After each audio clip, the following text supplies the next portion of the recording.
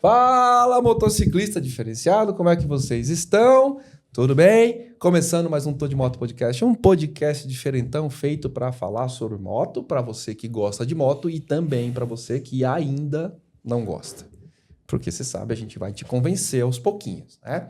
Mas mais do que contar e falar do mundo das duas rodas, a gente gosta mesmo aqui de colecionar histórias, né? Histórias de pessoas que são referência, pessoas inteligentes, pessoas que são, como eu falei, pessoas que ditam regra nos seus trabalhos, nas suas atividades, pessoas que inspiram, pessoas importantes, como é o caso do nosso convidado de hoje, Doutor Murilo Gimenez. Palmas aí, por favor.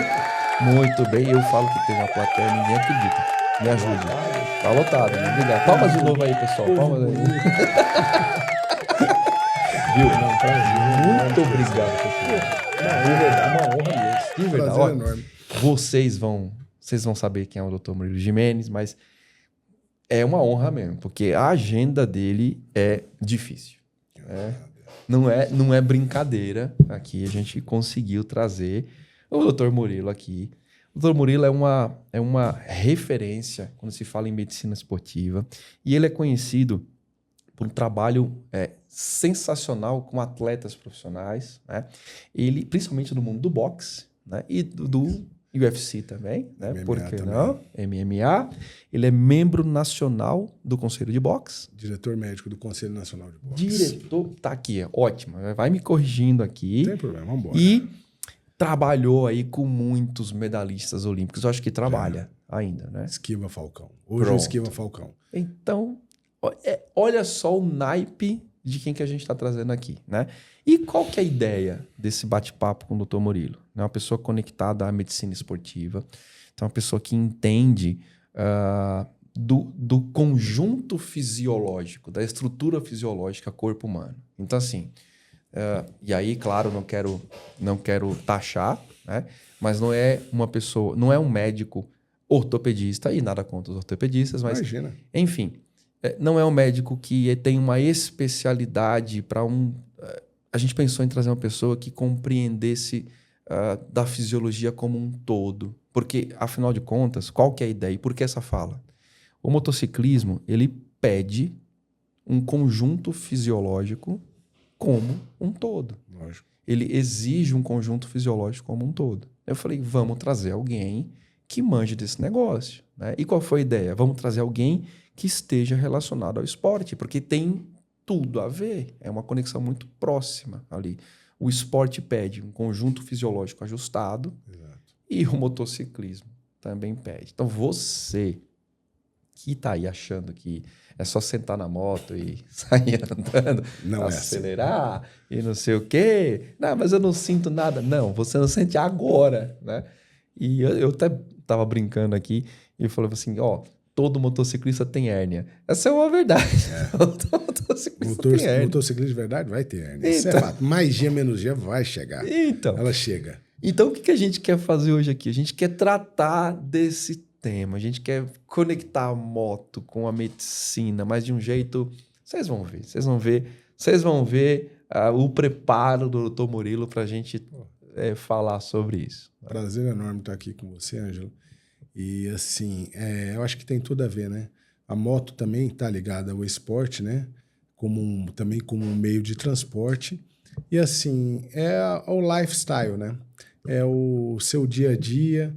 Então, você tem que trabalhar com isso, né? Que é a tripartite, a cabeça, corpo e espírito. Então, a partir do momento que você está nesse equilíbrio, tudo flui, né, cara? E aí, conectando mais ainda, o Dr. Murilo não é à toa não, tá? Ele é motociclista. Aliás, ele se autodefine. Ele fala, cara, eu não sou motociclista. Eu sou harleiro. Diferente. Pronto. Existem duas categorias. Motociclista e harleiro. Eu sou harleiro. Entendeu? Então, feita essa definição, antes da gente começar, vamos fazer o que a gente tem que fazer de sempre aí. Douglas, né, que é o rapaz ali, ó. Ele agora tá tomando uns venenos aí. Danone, né? Tá tomando uns venenos aí. Tá tomando uns danoninhos. Não, então, e o pior é que ele toma os venenos e não cresce. Eu não sei o que acontece. Começou agora, meu. Calma.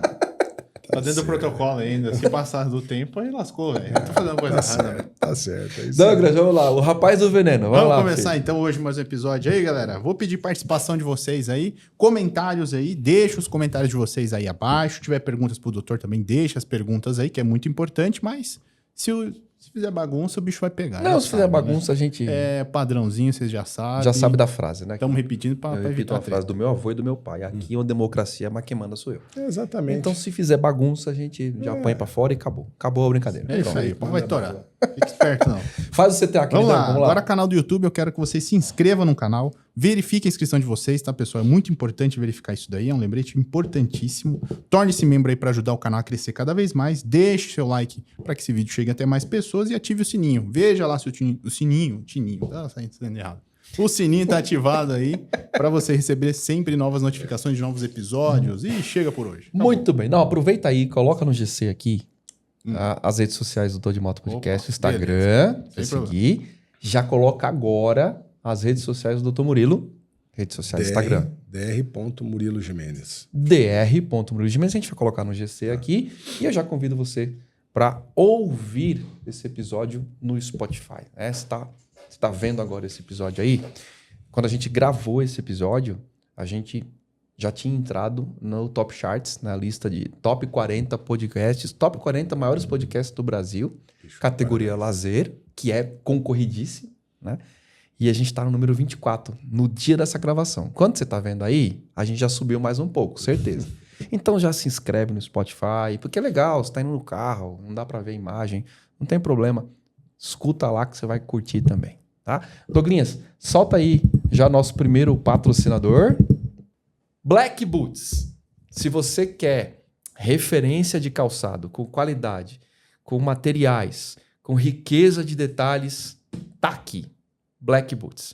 Black Boots é sinal de qualidade e esmero de construção, uma marca também genuinamente brasileira que preza pelo processo de construção e principalmente pela qualidade final do produto. Black Boots, tamo junto, obrigado demais. Vamos lá. Repsol, uma das líderes mundiais em óleos e lubrificantes de alta performance, com tecnologia de ponta e inovação constante. A Repsol oferece produtos que garantem máxima proteção e eficiência para o seu motor e uma linha completa de produtos acessórios. Confie em quem entende do assunto. Repsol, a escolha dos apaixonados por performance.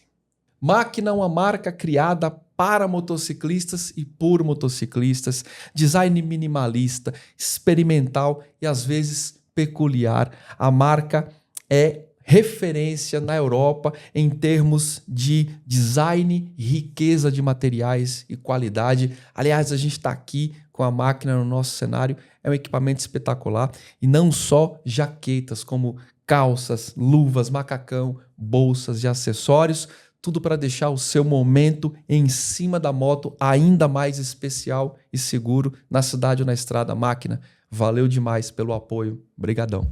Cardo, cara, lado a lado com você na estrada desde 2004. O melhor intercomunicador merece o melhor motociclista. A Cardo foi a primeira empresa a lançar o sistema de intercomunicação, os famosos Scala Rider. E, cara, para você que curte usar isso aqui, não tem melhor. Cardo é Cardo. Cardo é sinal de qualidade, de estabilidade na comunicação.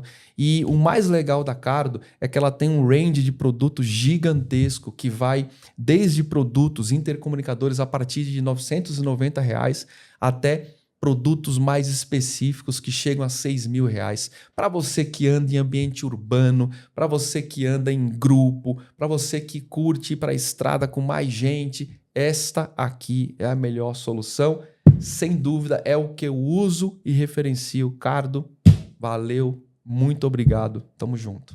Vurt, uma gigante do setor químico, uma indústria que traz uma série de benefícios para o seu dia a dia enquanto motociclista, como, por exemplo, o reparador de pneus, que é algo que vai te tirar de muito perrengue por aí, o limpa viseira, que é esse produtinho azul aqui que eu adoro, que deixa a viseira completamente limpa, livre de gorduras, isso é muito importante, e o Water Off, que vai trazer uma hidrorrepelência, ou seja, ele tem a capacidade de tirar a água quando você toma aquela chuva na viseira. Isso aqui também é fundamental. Então, Vurt, muito obrigado por estar aqui com a gente e por apostar no Tô de Moto. Vamos lá? Beleza? Ao longo do episódio a gente vai falando um pouco mais. Doutor Murilo, muito obrigado. Prazer é meu. De verdade. Prazer Obrigado. é meu, Anjo. Obrigado por ter vindo. Vamos falar um pouquinho do Dr. Murilo, vai.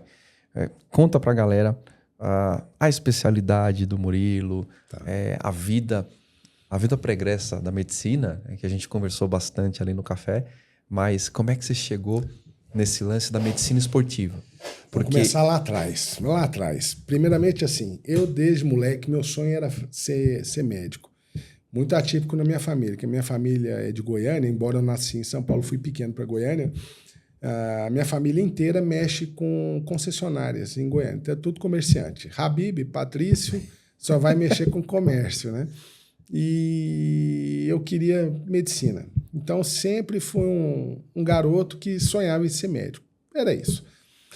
Só que com o decorrer da idade, ela foi passando, assim. Eu sempre fui assim, eu nunca fui o melhor aluno da sala. Eu era aquele que trabalhava aos 45 do segundo tempo, sabe? Eu também, falei assim, eu conheço. Preciso de 6, eu vou tirar os 6 agora. Era assim, enquanto isso, era jogando bola na rua, pulando o muro para roubar a fruta, isso era a minha vida. E aí chegou numa fase da minha vida que eu tinha na minha cabeça que eu queria passar em federal. Aquela coisa de moleque que queria passar em federal, Lógico, se você não se dedicar, você não vai conseguir. Isso é fato.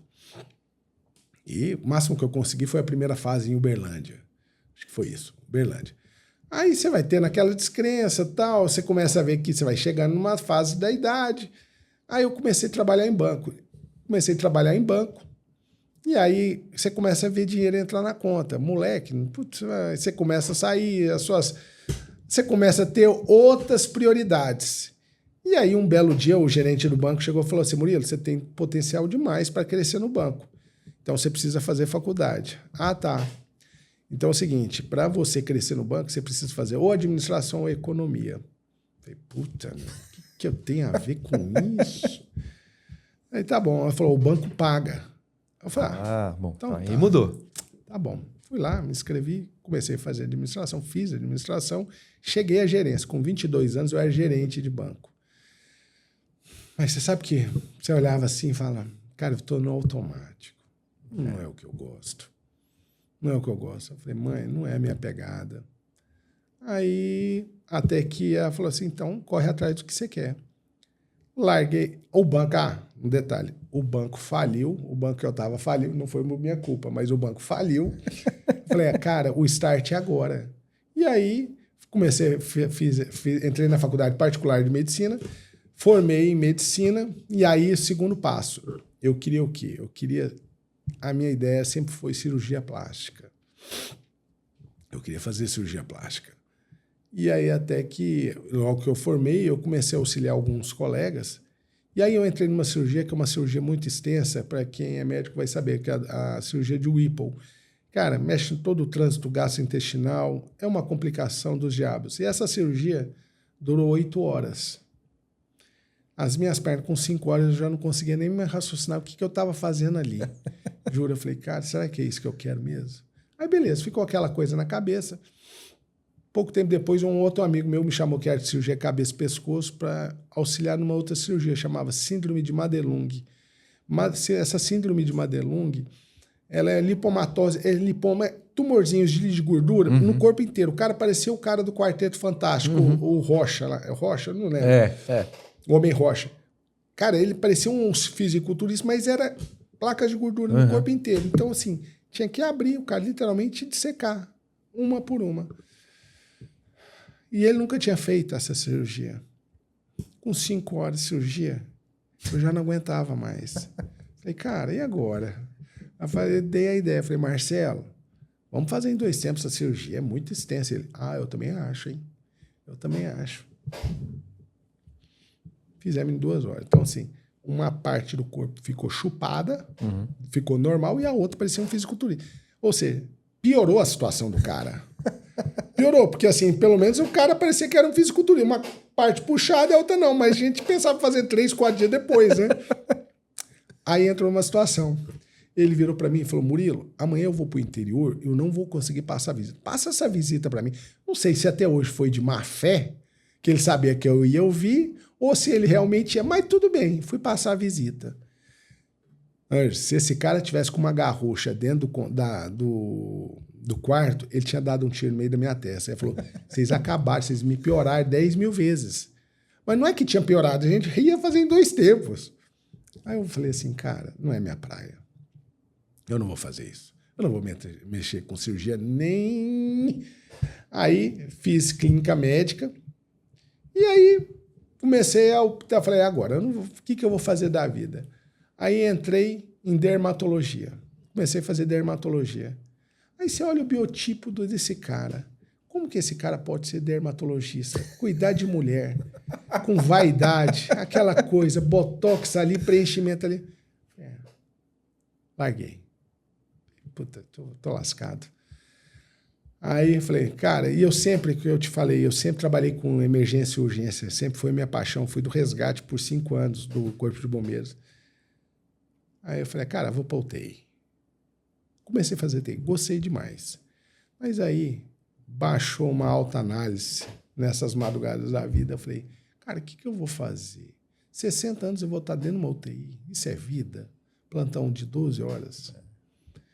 Cara, é a medicina mais sensacional que tem, a medicina de UTI. É intensivista, né? O intensivista. Mas, cara, e aí? É isso que eu quero? Não. Larguei. E aí foi aonde eu conheci... Eu passava com o Paulo Musi há muitos anos atrás. Hoje é meu amigo. E ele falou, cara, você tem tudo para fazer medicina do esporte. Cara, você é novo. E você sempre foi ligado a esporte. Faz medicina do esporte. Falei, cara, tem tudo a ver. Que era uma especialidade muito recente. Falei, cara, é isso. E aí, acabei fazendo medicina do esporte. E estou aqui hoje. Não é uma coisa, não é convencional. Não. Né? A gente procurar hoje... Hoje a gente escuta falar bastante de medicina do esporte, mas continua não convencional. Não é fácil achar um médico do esporte, né? Um médico bom. Tem muito. É assim, como qualquer outra profissão, você tem que garimpar. Tem que garimpar. Tem excelentes profissionais. Tem excelentes profissionais, mas também tem muitos que não se atualizam, fazem curso de final de semana e se já auto-intitulam como especialista, né? Então você tem que ter um cuidado. A medicina, o lance da medicina, ela é uma constante evolução. Todo dia tem uma novidade. Todo dia tem uma novidade. Por exemplo, eu tenho o cuidado... Existe um site que chama PubMed, que é onde fica alocado todos os trabalhos mundiais. Uhum. Então, se, por exemplo, toda noite antes de dormir, eu vasculho aquele PubMed e vasculho e vai ler trabalho, para quê? Para tentar se atualizar e ver se sempre há alguma coisa para você agregar. E, infelizmente, é o que eu falei, toda área... Tem aquele que acha que o basta é aquilo e está tudo certo. Eu sou um ávido consumidor da National Library of Medicine. É? Olha que legal. E aí eu sempre entro, e aí na minha indexação Motorcycle, e sai, mas assim, páginas de coisas relacionadas à moto. Né? Estudos de toda sorte.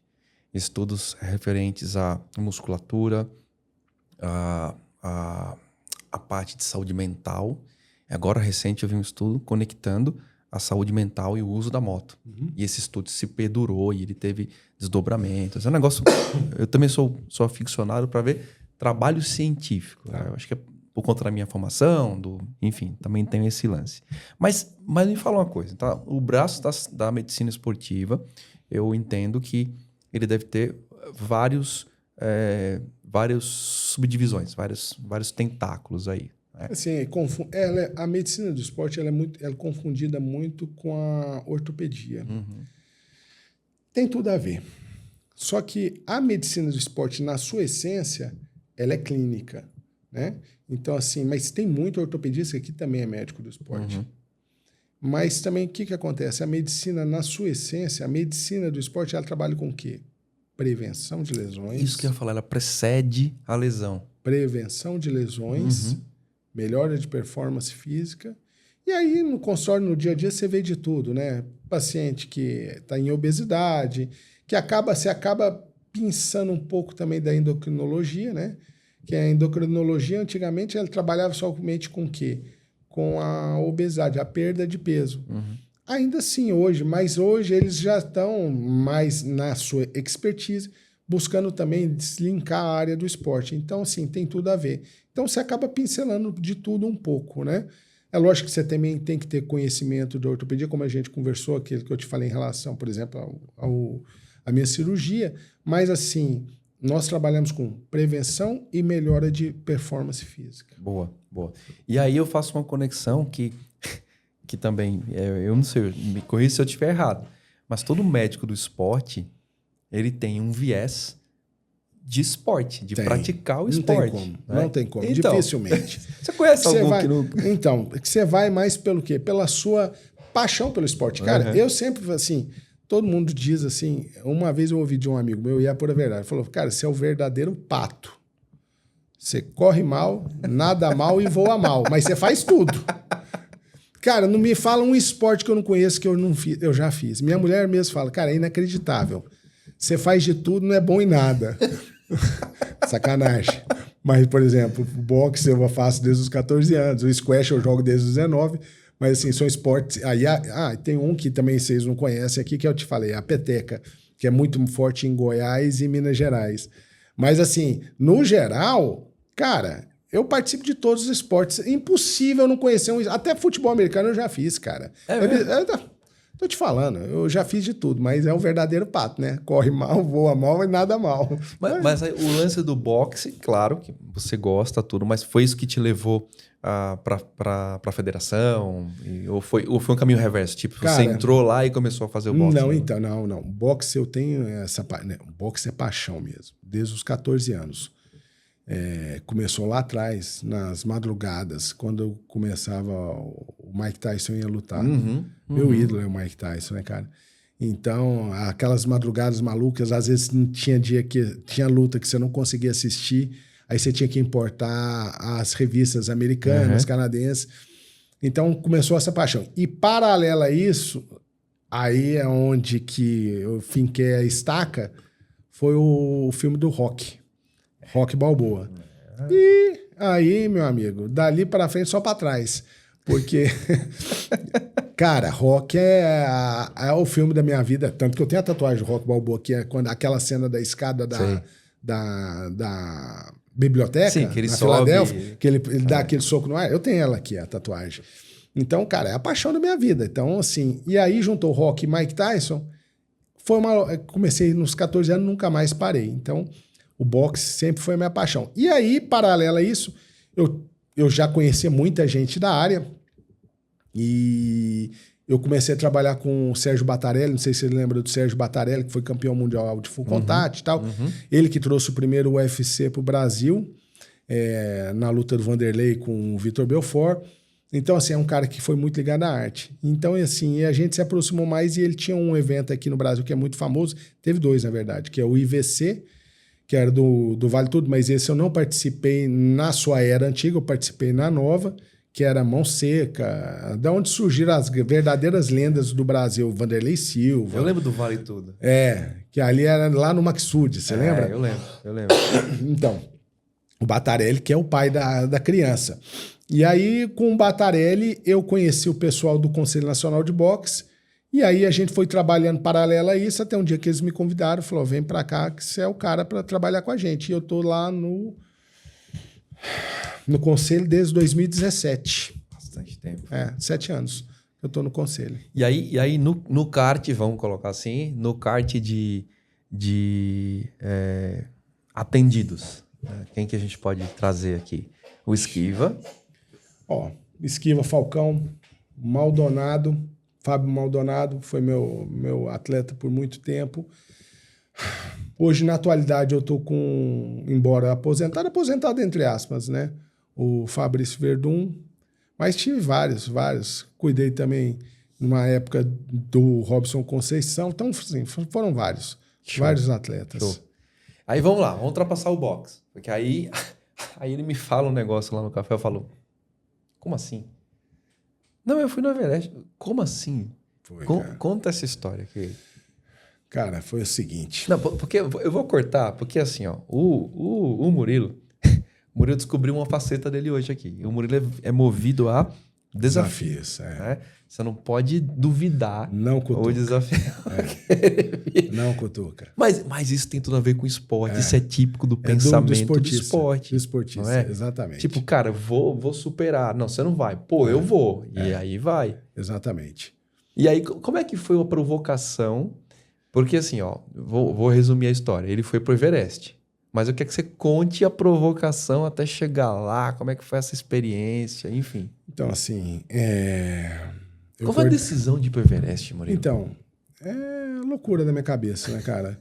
Assim, em 2012, eu tinha pouco anos atrás, vou voltar lá atrás, lá no Caminho de Santiago primeiro. Em 2010, eu acredito, foi 2010, eu li o livro Diário de um Mago, do Paulo Coelho. Tá. É um livro sensacional, que ele fala sobre o trajeto do Paulo Coelho no Caminho de Santiago de Compostela. Uhum. Eu achei um livro fascinante, porque, primeiro, assim, pela história, né? O que menos contou foi religião, mas tinha um pouco de religião também, de misticismo. De autoconhecimento. De autoconhecimento. É. Isso bate muito pesado. Uhum. Mas também aquela história de eu ser descendente de espanhol, eu falei, cara, um dia eu quero fazer esse caminho, eu acho que esse caminho tem tudo a ver comigo. E aí, um belo dia, eu fui com um primo meu, até falecido, Ruizinho, um cara maravilhoso. Nós fomos em 2 casais, lá naquela... Tem uma paella lá no Ipiranga, onde você mora? Sim, em frente ao seu Oswaldo. É o Dom Pepe? É o Dom Pepe, né? Que é na garagem. É em frente ao seu Oswaldo. Sabe a hamburgueria do seu Oswaldo? Sei. É em frente. Então, e nós fomos lá, que fantástico. é tradicionalíssimo, né? E aí um dia sentado assim, cara, é coisa de Deus. Eu, assim, eu tava olhando assim, quando eu vejo assim, tinha um mapa do Caminho de Santiago de Compostela. Cara, aquele negócio, parece que entrou assim, ó. Entrou. Eu falei, cara, que loucura, cara. Eu vou ter que fazer esse caminho. Cara, eu falei, isso era em abril de 2011. Eu falei, cara, abril de 2012 eu vou fazer o caminho. Naquele dia, eu falei, minha mulher, eu vou fazer. Começou. Eu falei, eu vou fazer o caminho.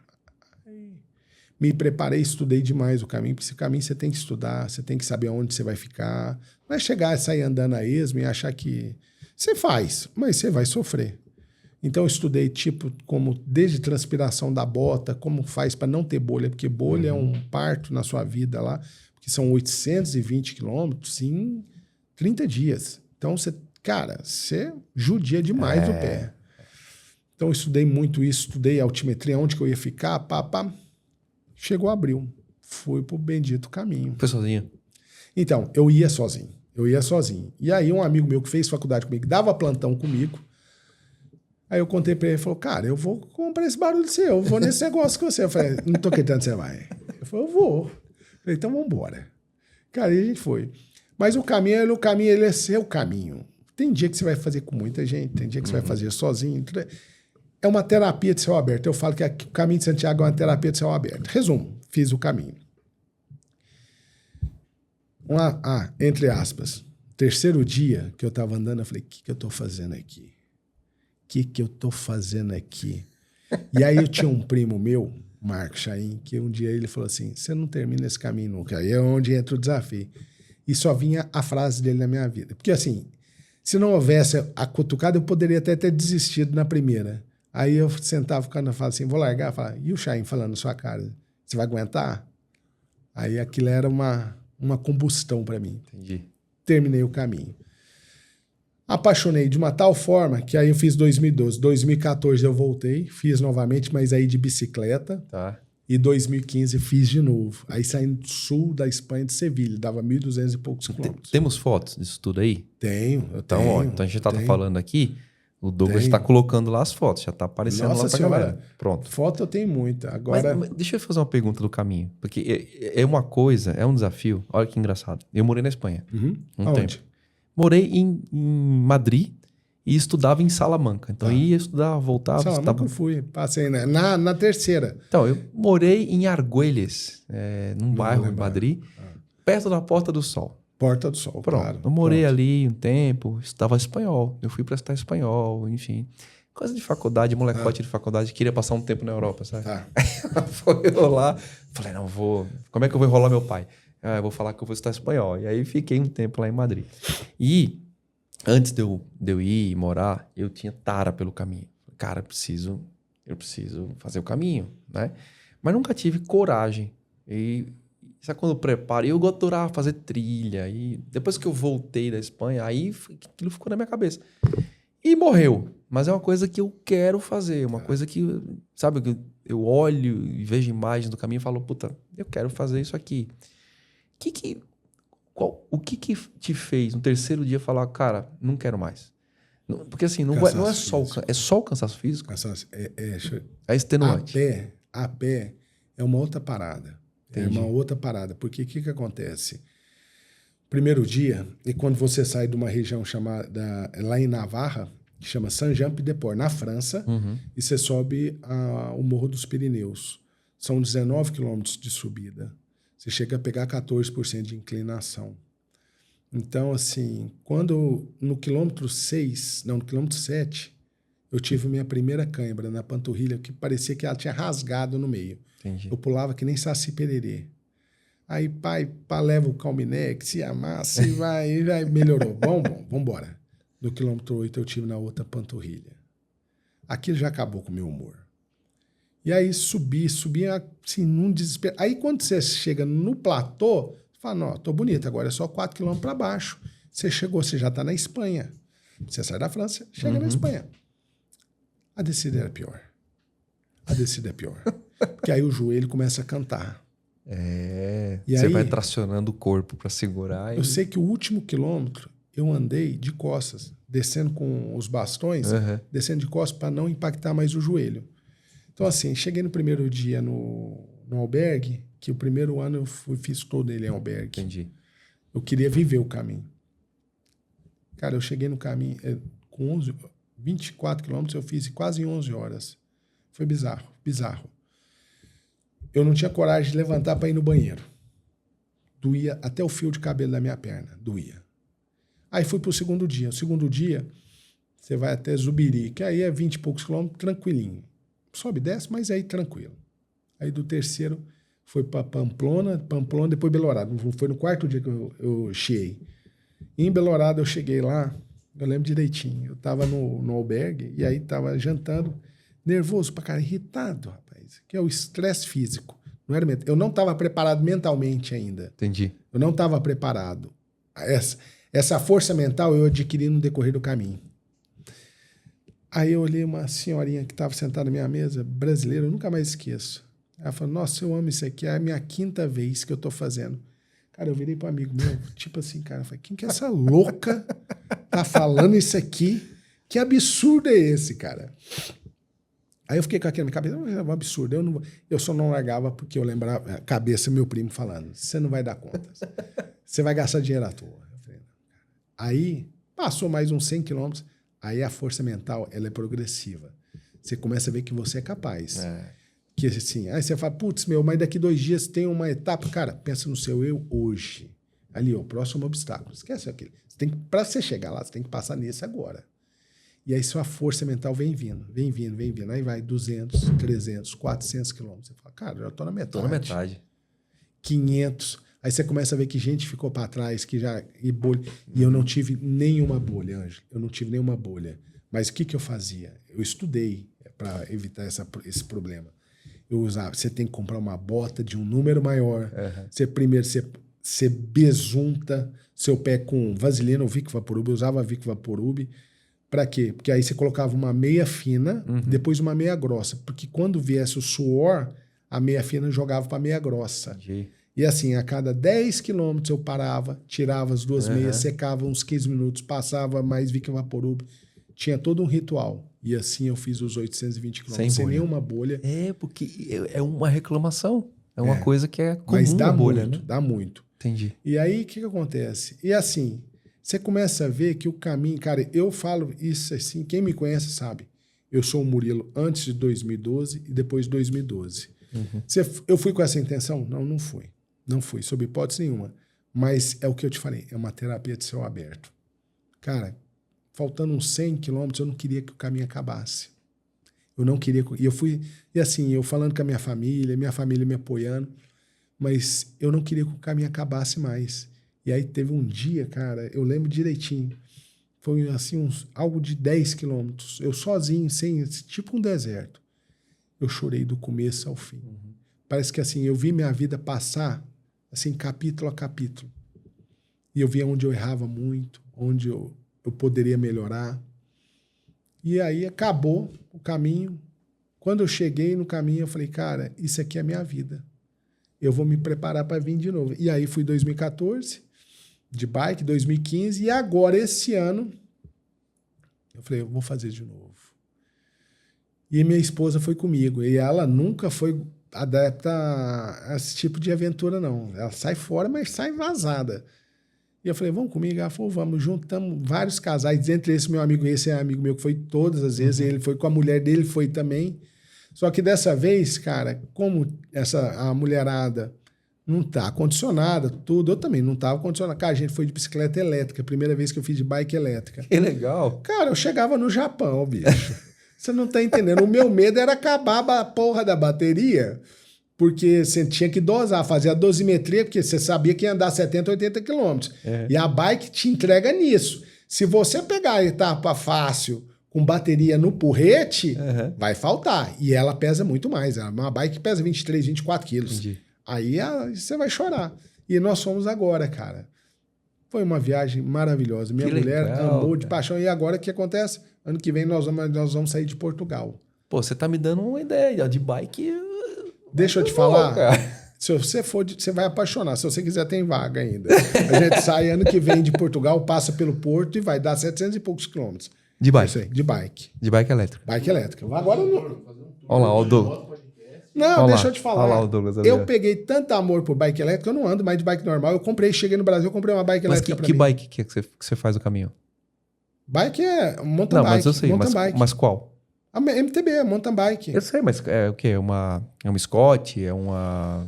Não, 2014, 2015 eu fiz com a Specialized. Specialized? Agora, eu esqueci o nome dela, é uma marca espanhola. Entendi. É uma marca espanhola. Muito bem. Porra, funcionou maravilhosamente bem, cara. Eu acho que eu sei qual que é, mas enfim. Eu esqueci o nome da bendita. As bikes espanholas são fantásticas. Mas mas assim, aí, porque o que acontece? Esse cara que a gente contrata, que hoje é um irmão meu, o Tomás, até 2015, ele tinha contrato com a Specialized. Então, chegava no final da temporada, ele vendia todas as bicicletas e pegava a bicicleta do ano. Entendi. Só que hoje em dia, cara, a Europa vive bike elétrica. Acabou. Muito difícil você ver bike normal. É bike elétrica. Então, ele se adaptou à situação e são várias. Tinha Cannondale, tinham várias, mas a minha eu não lembro porque a minha não tinha... Entendi. Era uma cor verde militar, nem lembro. Então você aluga as bikes lá e essas bikes elas vêm... Vamos botar foto aí, Douglas. Vai colocando foto aí, cara. Ele quer só pensar no...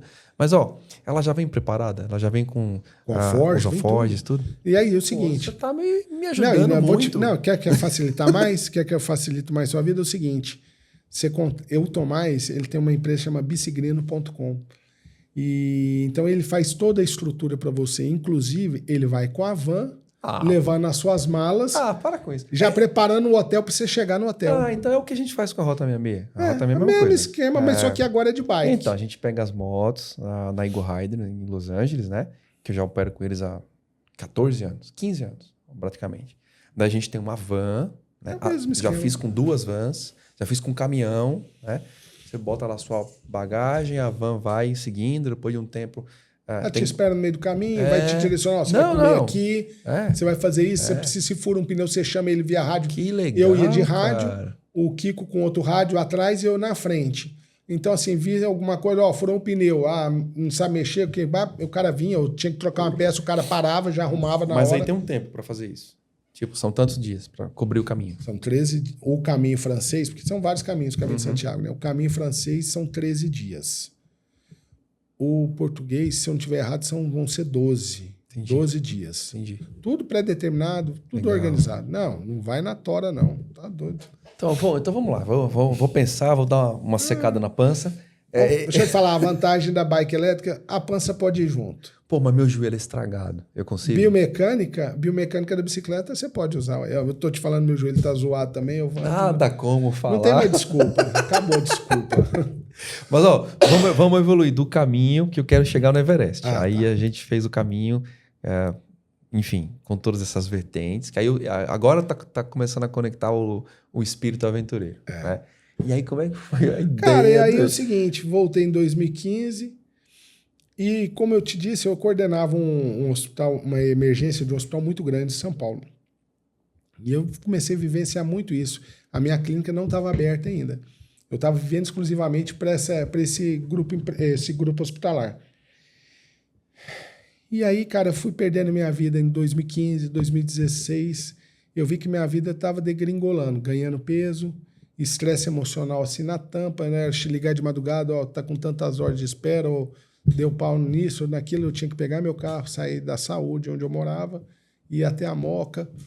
Aí até que um belo dia, cara, eu falei assim, eu tô fazendo a minha vida, tô ganhando muito bem, mas em contrapartida eu não tô vivendo, eu tô no automático. Exatamente.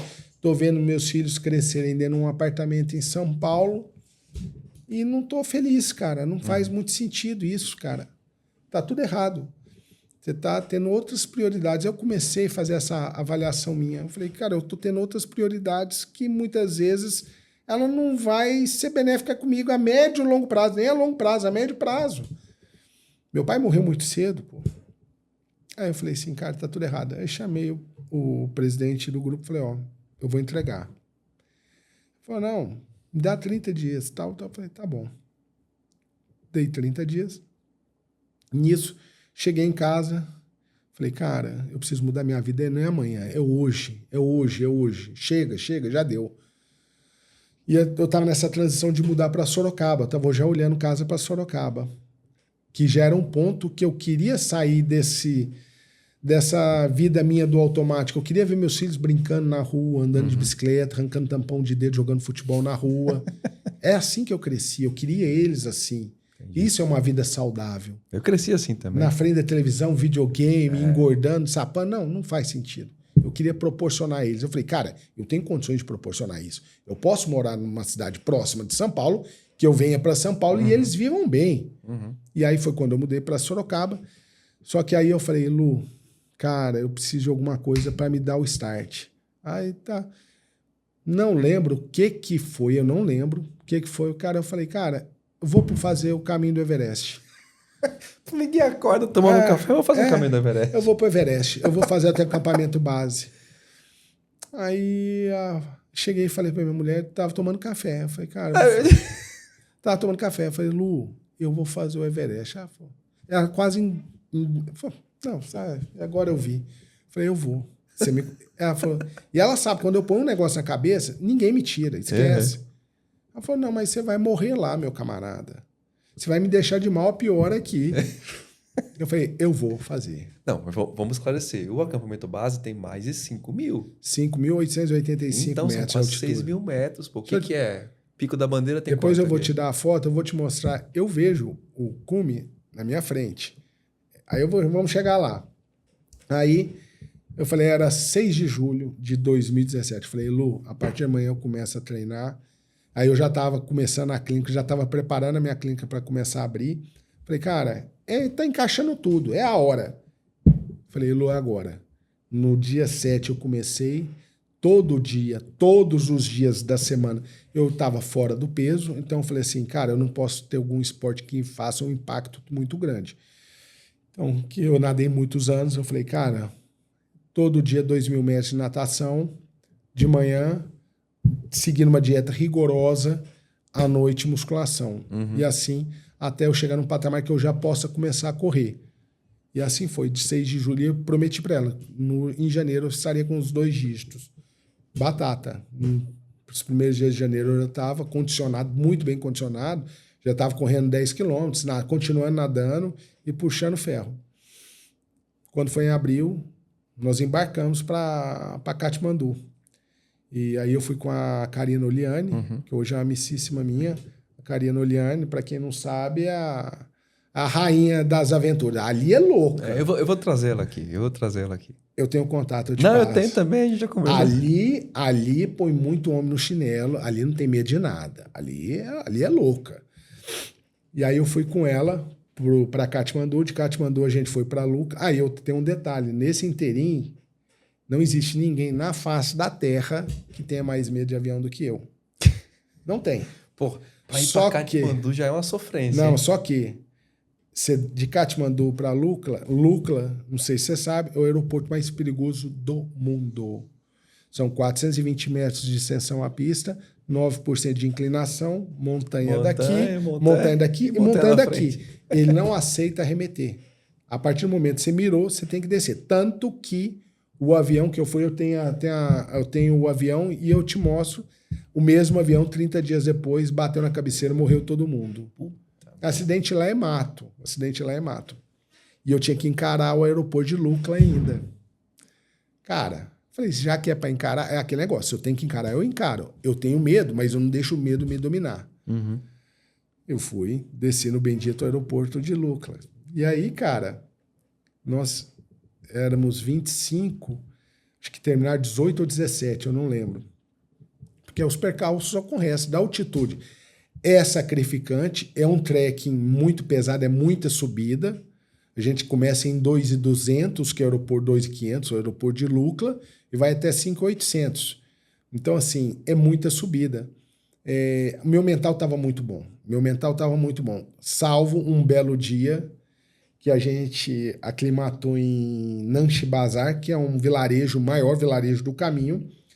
E aí tinha um dia de aclimatação. Então a gente descia, subia na cidade, a gente ficou no topo assim, da montanha, descia, subia, tá, maravilhoso, curtiu a cidade pra caralho. No outro dia, é o primeiro dia que a gente consegue visualizar o cume do Everest.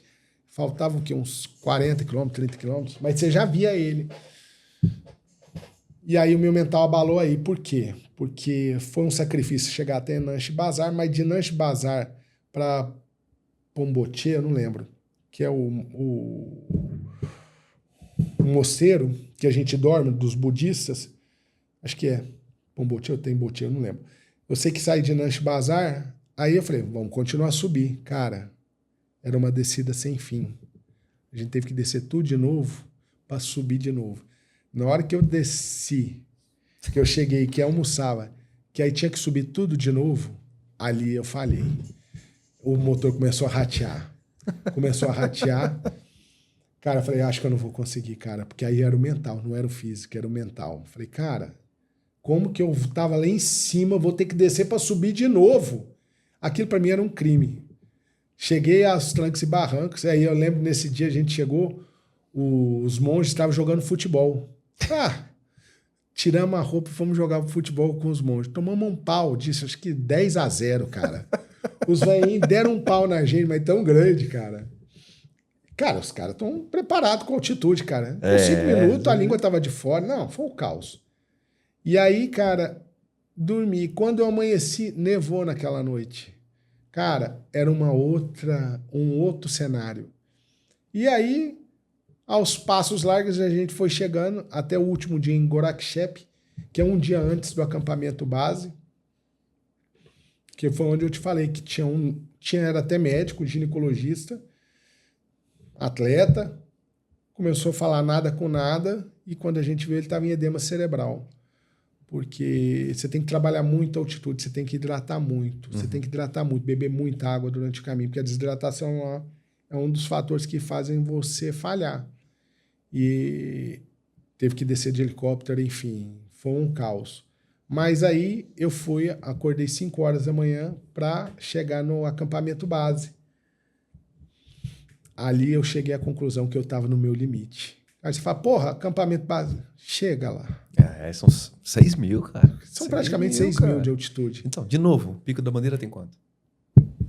Sei lá, mas se a gente tá falando do acampamento base, é a altitude de muitos picos no Brasil, na América do Sul. É bizarro. E aí, cara, eu tava andando, eu vou até te mandar esse vídeo também, eu vou te mandar todo o material farto, maravilhoso. Boa. Cara, eu chegando no acampamento base, parecia que eu tava um homem chegando na lua, andando pé ante pé. Cara, era assim, eu sentia que eu tava em câmera lenta, e estava em câmera lenta, eu não tinha mais força. Porque aí, cara, quando eu cheguei lá, foi aquela satisfação da vitória e tudo, cara, eu fui ver, minha saturação tava em 63. 70 em área ambiente, você já tem que entubar. Eu tava com 63. Mas aí eu fiquei lá 1 hora, 1 hora e meia, e aí desci. Conforme você vai descendo, cara, parece que... Vai melhorando. Liga o turbo. É uma coisa maravilhosa. Você vai diminuindo a pressão, e aí você vai chegando. Cara, e aí eu fiz o Everest, cara. Que irado. Você fala assim, cara, você faria o cume? Cara, eu até faria. Mas aqui que é a questão. Eu vou falar uma coisa que quem escala sabe. O Everest, ele não é difícil. O K2, por exemplo, esse sim. Eu não sei nem começar ele. Mas o Everest, ele não é difícil. Ele é uma rota comercial. Ele tem a rota, por ser o mais alto, né? O pico mais alto. Mas ele não é difícil. Ele não é difícil. Mas o que consta nisso? Seriam mais 30 dias. Por quê? 30 dias de aclimatação entre acampamento base 1, base 2, volta para base 1, aquela... Só que é o seguinte... Para você sair do acampamento base para o cume, você já gasta mais... Aí são $11 mil só de permissão do governo nepalês para você subir. Falar, ó, você está autorizado, bonitão, você quer ir, vai. Entendi. $11 mil? $11 mil. Mais 30 dias que você fica parado, né? São a média 30 dias. E mais em torno de $30 mil de equipamento. Então, assim, você põe na caneta, $40 mil. Mais 30 dias parado. Mais 30 dias parado. É brincadeira. Aí, meu irmão, você fala, cara, minha satisfação daqui já... Eu te falo, tem uma foto minha que eu tô aqui, cara, o cume tá ali. Você olha assim, você fala, nossa, tá do lado. Não tá do lado, mas parece que tá. Você já olha ali, cara, já, pra mim já foi satisfatório. Então, pra mim valeu, mas foi uma das maiores experiências que eu já fiz, cara. E a moto, vai? Como é que a moto entra nessa história moto, cara, toda?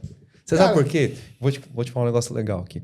O Fernando Praz... Sei, o goleiro. Isso. Ele esteve aqui. Daí, assim, a minha curiosidade era, Fernando, como é que um esportista profissional lida com a paixão da moto? Aí ele fala assim, não lida. Aí eu falo, mas... Não, a gente não pode ter moto. Enquanto a gente está jogando, tem contrato. Inclusive, o contrato tem a proibição. A gente não pode ter moto, a gente não pode fazer esporte de risco, a gente não pode isso, não pode aquilo. Agora que eu me aposentei, que eu sou comentarista, eu comprei minha moto, tá tudo certo. Né? E na cabeça de um médico esportista, que olha para o conjunto da obra, que tem uma noção muito forte sobre ortopedia, sobre não sei o quê, como é que fica o lance da moto? Você fala, puta, cara, a moto se cair, o negócio é sério. Um dos fatores, deixa eu te falar. Primeiro, assim, por que eu falo que eu sou harleiro?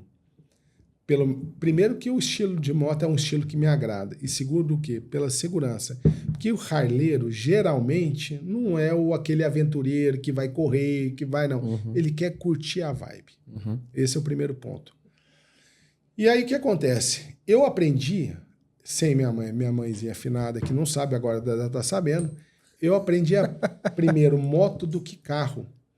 Tinha uma pizzaria de frente à minha casa em Goiânia, que eu era amigo de todo mundo da pizzaria, e eu era amigo do entregador de pizza, que não era na época motoboy, tinha um entregador da pizzaria. E eu fazia muito... Então ele me emprestava à tarde, minha mãe saía para trabalhar, eu pegava a moto, ficava andando no quarteirão, andando, e eu aprendi a andar de moto primeiro. Mas, por que eu te falo isso? Porque minha mãe falava assim, o dia que entrar uma moto em casa... E minha mãe é árabe.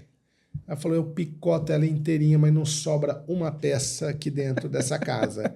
E meu tesão era ter moto. Não era carro, era moto. E aí, cara, eu lembro que assim, eu já era médico, trabalhava em Goiânia. Estava formando. Minha mãe faleceu no ano que eu formei.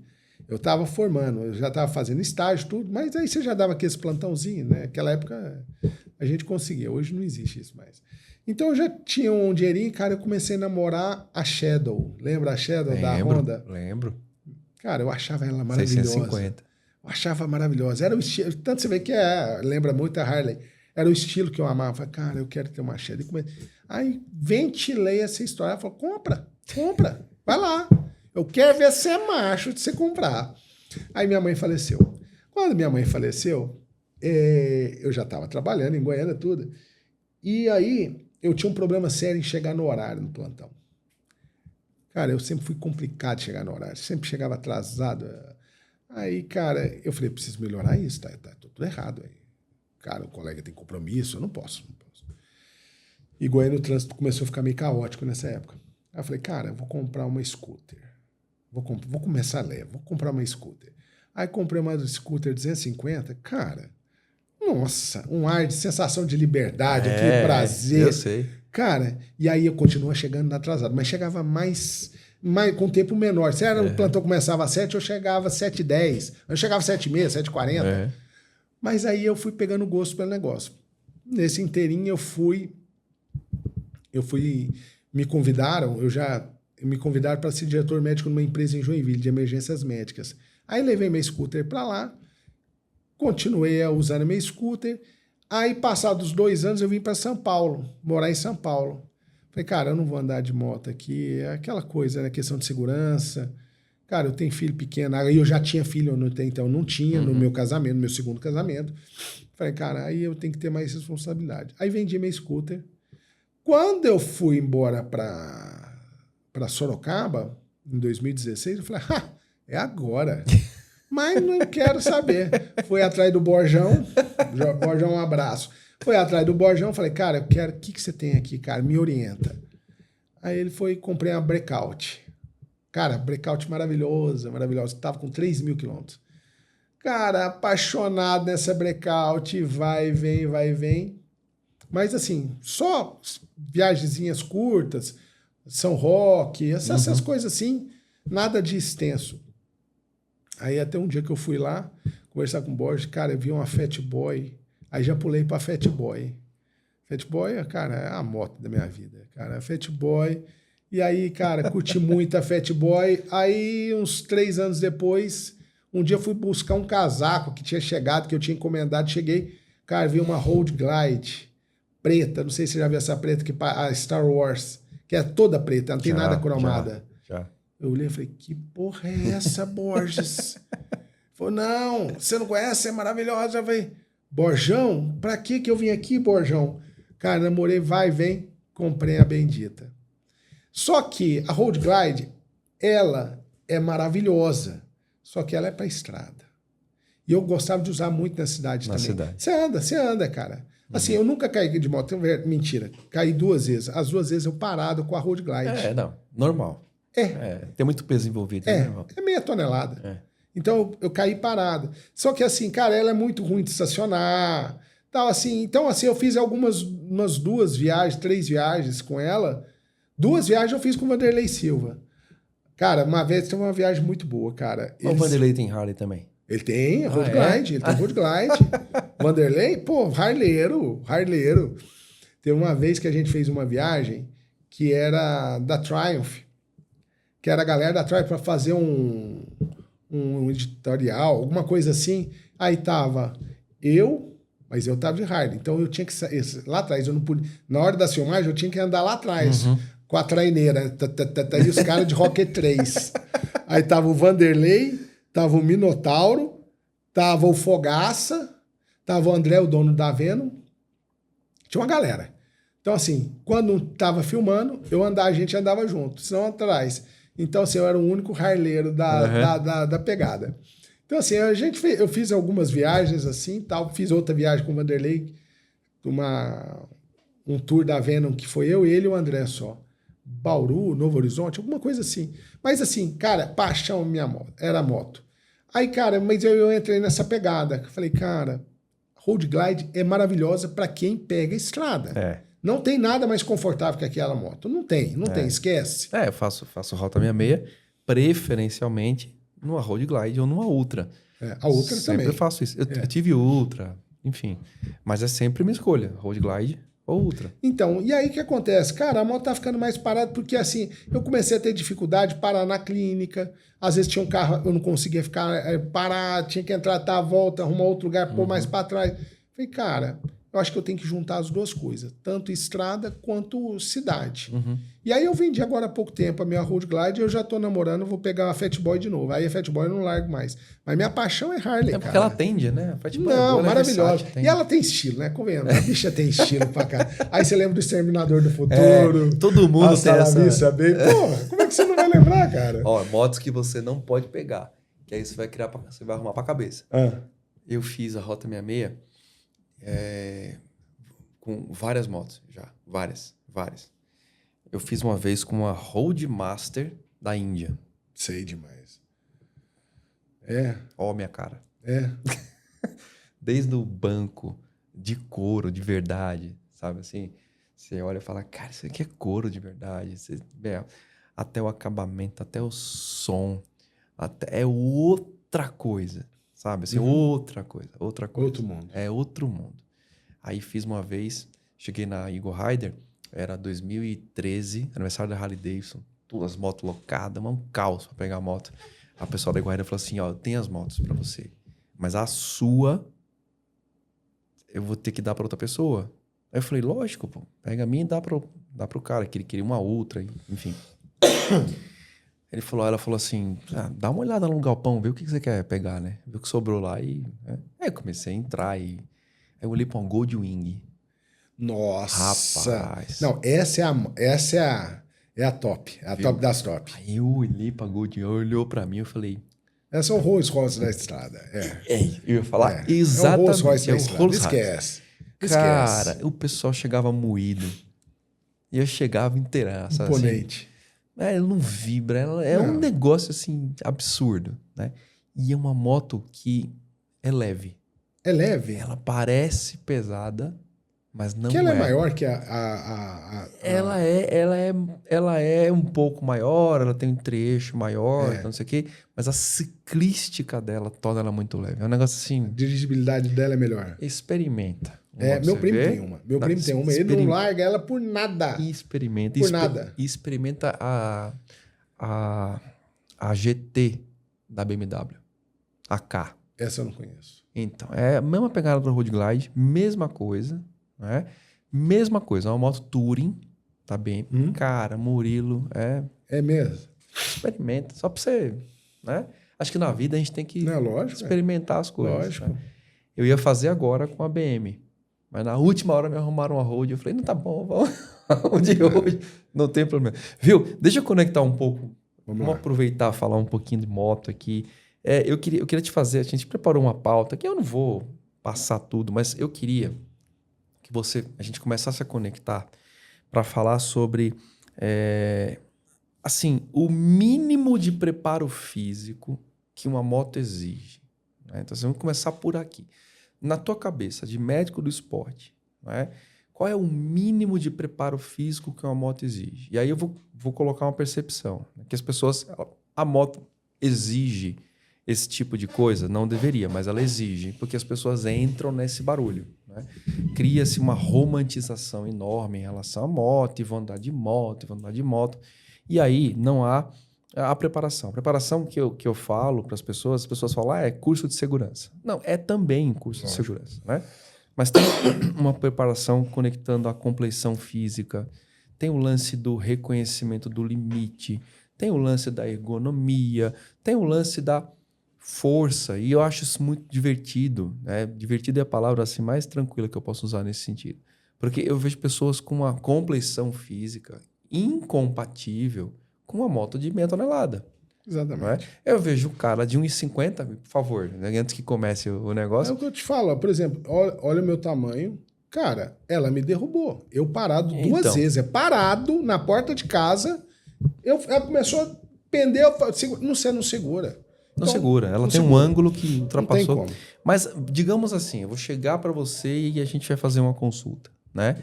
E eu vou chegar para você com o objetivo. Vou falar, Murilo, eu quero andar de moto. Ou eu ando de moto, eu quero melhorar, eu quero fazer uma viagem mais longa. Ou agora é o seguinte, Murilo, eu tô na reta final da vida, eu decidi que eu quero comprar uma moto. Né?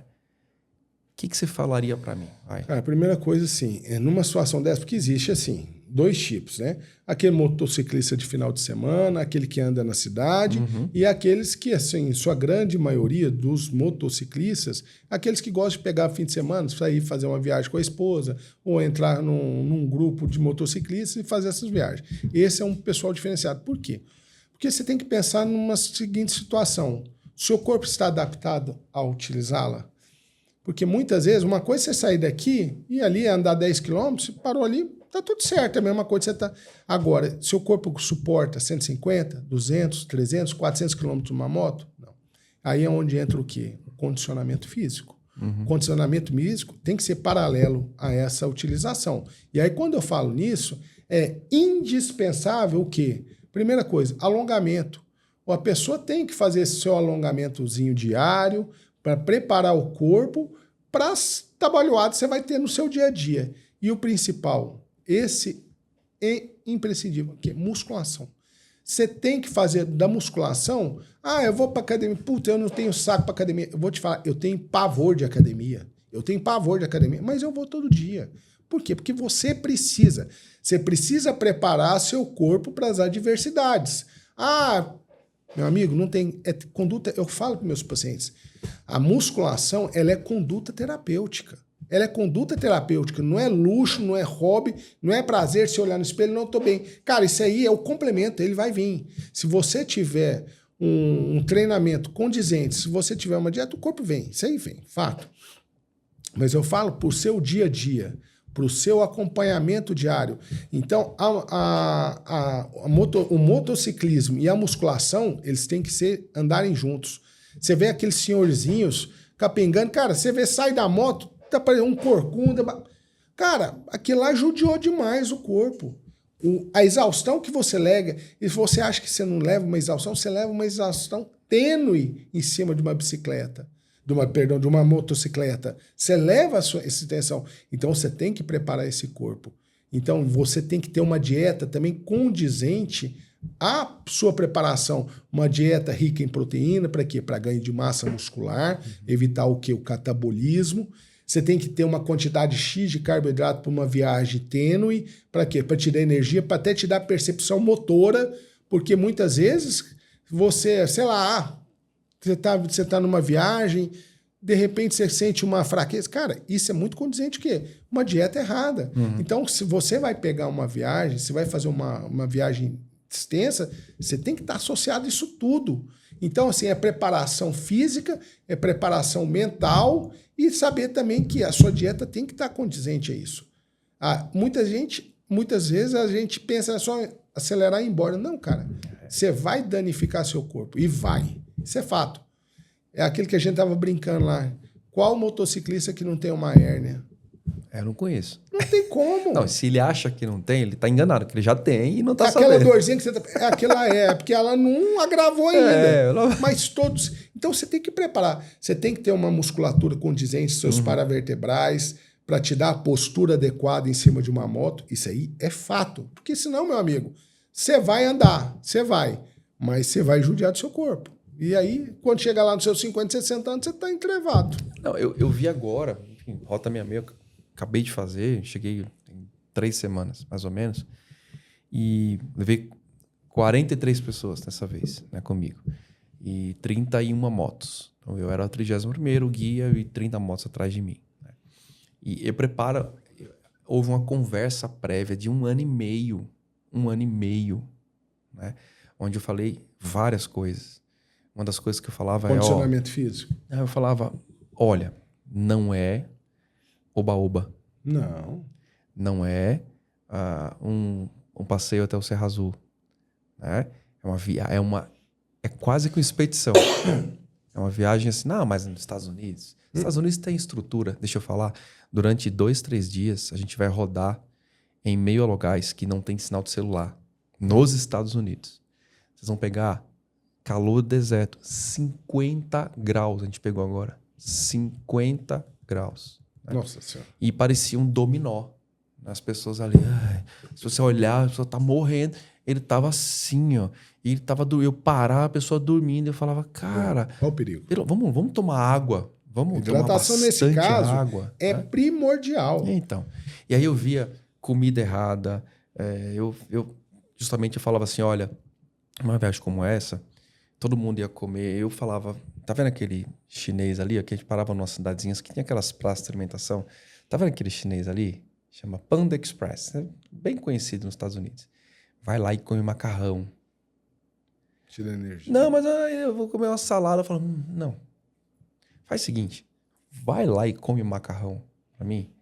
Não, mas é gorduroso. Eu falo, come o macarrão, porque nós vamos cruzar agora o deserto. E faz 50 graus agora. Não, mas eu vou ficar. Eu falei, você vai precisar, vai drenar completamente. E só não me ouvia. Aí eu ia vendo uma sucessão de coisas. Agora, eu queria conectar isso. Como é que a saúde física impacta no foco e na concentração? Como é que esse ganho impacta e como é que essa deficiência de preparação física pode impactar no foco e na concentração? Qual que é a relação entre ter uma preparação, ter um corpo preparado para uma atividade como a moto, que aí eu volto a falar, vou te aproveitar aqui, não é tão simples quanto todo mundo romantiza. Não, acho que não. Ela exige muita coisa. E ali eu vejo uma conversa muito forte, que é típico dos esportes de motor, entre físico e mental. Agora, como é que um físico não preparado, enfim, não pronto para aquilo, impacta direto no foco, na concentração? Ângelo, eu vou te falar o seguinte. Eu vou fazer uma analogia aqui, por exemplo, de uma engrenagem. Cara, se o seu físico não tiver preparado para essa viagem, você consegue fazer?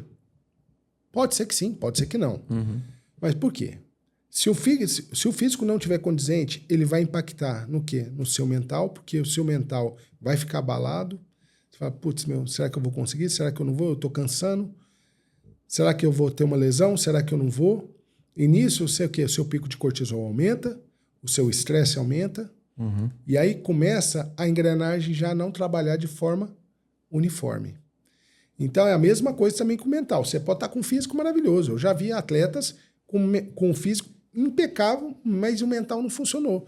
Por quê? Porque a famosa engrenagem. O físico tá bom, mas o mental não tá. Cara, aí fala, cara, eu não vou conseguir. Aí já começa a abalar. E aí, meu irmão, descarrilha. Então tem que ter uma harmonização no físico e no mental associado.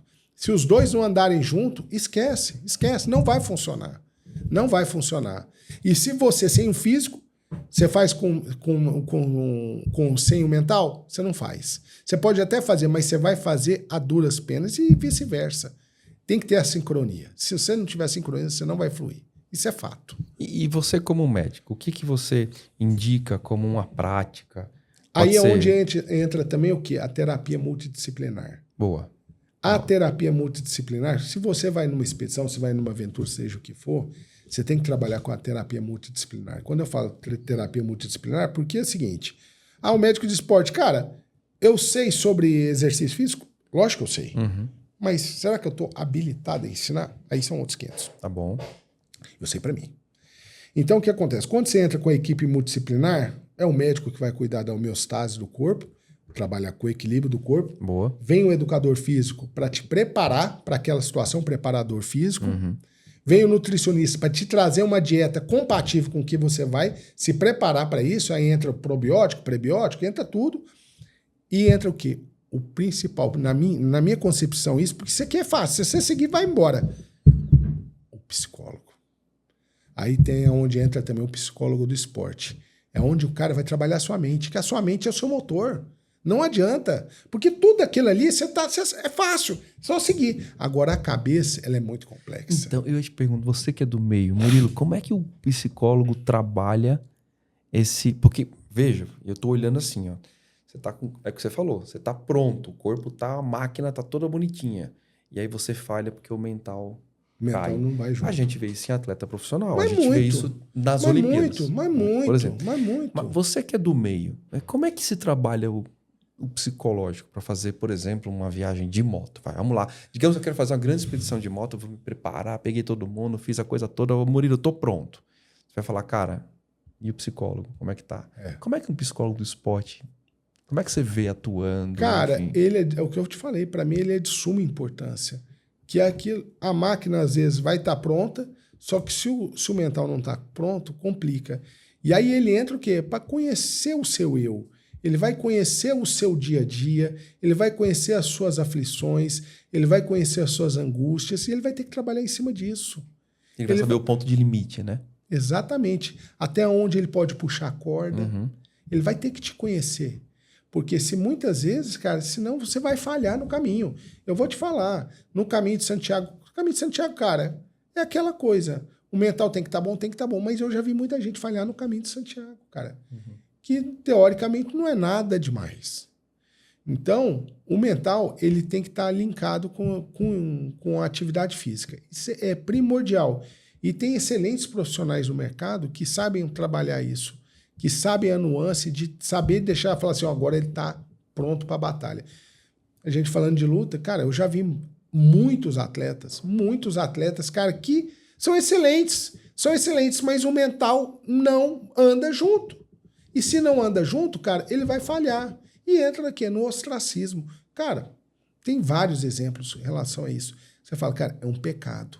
O cara, é o atleta, mas o mental não anda junto. Aí se não anda junto, e aí a gente faz essa analogia junto também com o ciclismo, nessas viagens de longa duração. Você tem que estar preparado para isso, cara. Você vai encontrar adversidades no caminho. E aí essas adversidades você vai conseguir superar? É aquilo que eu te falei do caminho do Everest. Cara, daqui 2 dias, cara, vai estar 5.000 metros de altitude, cara, ia ter uma subida. Cara, não preocupa com aquilo lá agora não, você vai preocupar com isso aqui, ó, a próxima passagem. Essa próxima passagem que você chegou, cara, você tá mais próximo de lá. Se você não preocupar com aqui, você não vai chegar lá. Então, assim, esse mental, cara, o mental tem que estar linkado. Isso é fato. E hidratação? Hidratação. Vamos falar, qual que é o efeito da hidratação? Vamos tentar sempre associar a prática do motociclismo. E qual é o efeito da desidratação? Cara, a hidratação ela é de suma importância, por quê? Para ela manter o equilíbrio do seu corpo. Porque se através do suor, a perda no suor, você perde eletrólitos, você perde volume sanguíneo. E o que acontece dessa forma? Tem diversos fatores. Aí pode entrar num quadro de arritmia severa, pode entrar num quadro de enxaqueca, anormalidades que uma simples hidratação resolveria. Diminuição na cognição, entendeu? Isso acontece muito. Alteração na pressão. Então, assim, existem série de atenuações que a hidratação, ela resolve isso de forma fácil. O mal da altitude. O mal da altitude, que é nas subidas de altas altitudes, ela se dá por quê? Geralmente, na sua grande parte, por quê? Pela desidratação. Principalmente. Por isso que, assim, eu não tive problema nenhum quanto a isso, porque, amigo, eu não aguentava mais ver a água na minha frente, mas eu bebia água a cada metro que eu andava. Eu falei, cara, eu vou morrer aqui encharcado, mas no mal da altitude eu não vou ter, cara. Bom, eu falo isso também, eu ressalto muito a importância de se hidratar enquanto pilota, porque a minha tem uma percepção fisiológica, mas eu me preocupo muito com a cognição. Cognição. Que é algo que isso é um reflexo. Você está trabalhando com reflexo ali, tempo amigão. De reação, tempo de percepção. Tempo de ação. Enfim. Meu amigão, um vacilo seu já era, amigão. É chão ou você vai dar de frente com a carreta? A gente consegue determinar o lance da água, porque eu escuto tanta coisa, tipo assim, não, você tem que beber no mínimo 2 litros. Aí o outro fala assim, não, você tem que tomar 5 litros. Aí o outro fala, não, você não pode tomar tanto. Eu vou falar assim, uma regra geral, tá? Tá. De 45 a 50 ml por quilo de peso. Se você tem 80, são 4 litros por dia. Sua urina tem que estar clara, cristalina, como uma água mineral. A partir do momento que você está urinando e você está vendo a sua urina cristalina, você está hidratado. Se você vê ela amarelada, manda mais água para dentro. Você não está no potencial de hidratação adequada. 4 litros? É de 45 a 50 ml por quilo de peso. Pô, eu tava computando aqui 2 litros para mim. Não, você tem quanto de peso? 90, 87. 4 quilos, põe 4 litros e meio. Caraca. 4 litros e meio de água por dia. Por dia. Então, assim, é o que eu falo, a hidratação é de suma importância. Até para você liberar também as toxinas que estão no seu corpo, Entendi. né? Então, assim, chama água para dentro, bichão. Alimentação. O que você não indica durante uma pilotagem? O que você indica? Então, o que acontece? Você estava falando muito do carboidrato. O carboidrato a gente tem que ter um cuidado. Assim, lógico que tem que ter uma dieta balanceada, mas por quê?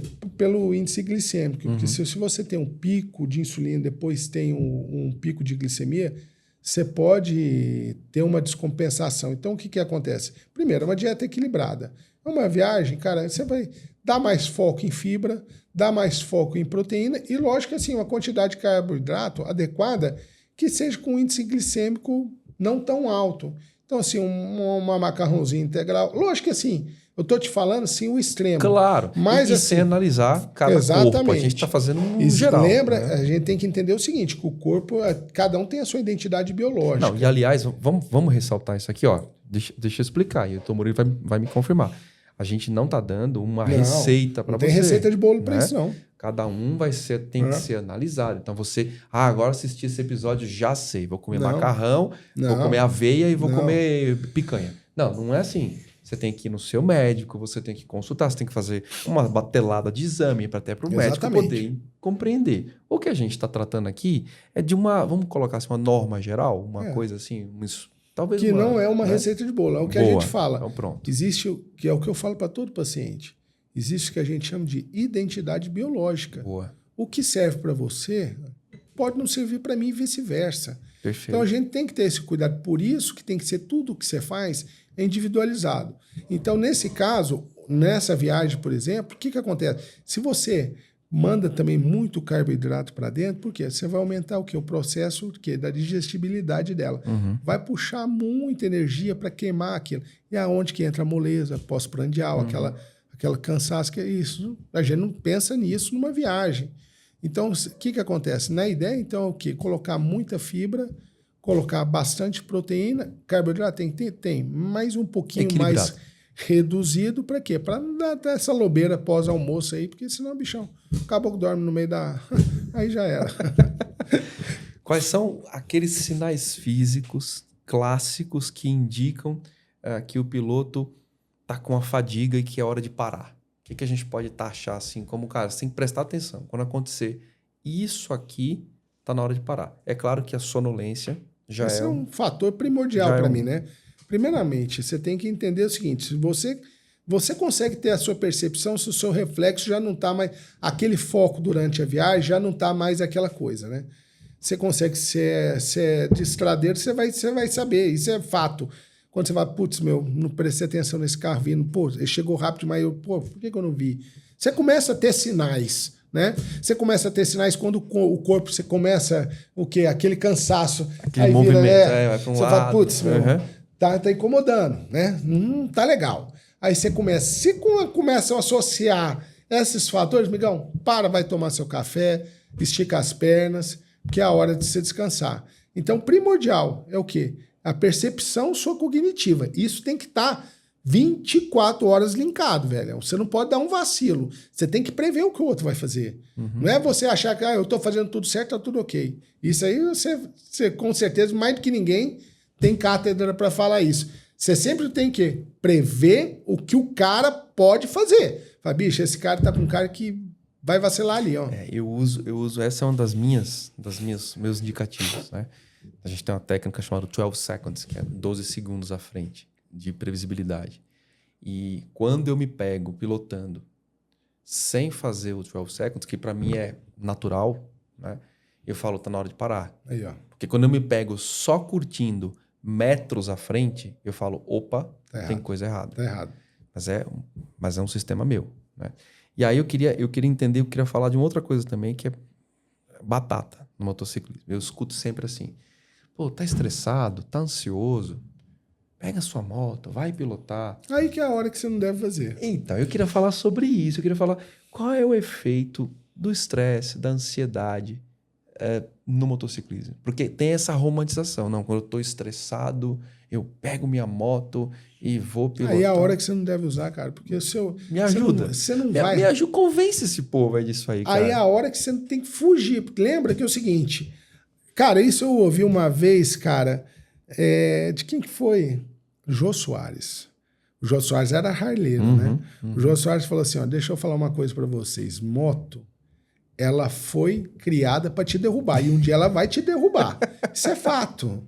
Isso é fato. E é verdade, cara. Então, assim, quanto menos você puder evitar essa situação, melhor para você, melhor para todo mundo. Então, o que acontece? Num momento de estresse, é a única hora que você não deve mexer com isso. Só se for inevitável, é o seu instrumento, o seu meio de transporte, seja o que for. Cara, porque aqui você não vai estar focado. Não tá pleno ali, né? O seu estresse emocional vai liberar hormônios que vão ser contraproducentes ao seu foco. Cara, você não tem que estar ali agora, naquele momento. Você tem que estar longe dali, ó.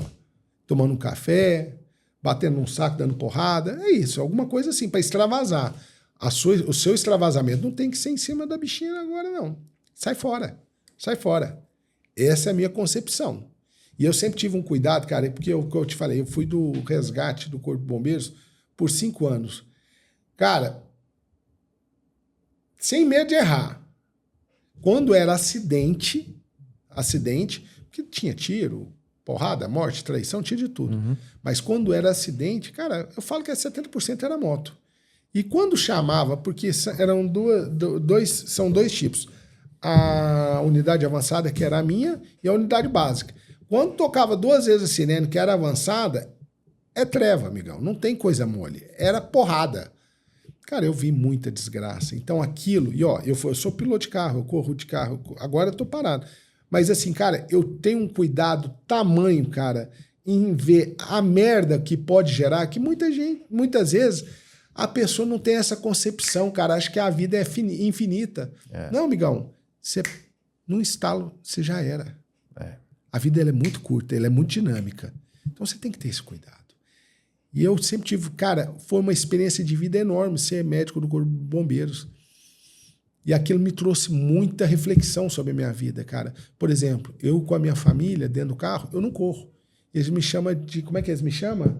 Tchauzira. Eu também não corro. Eu tenho cara, eles me chamam de Tchauzira.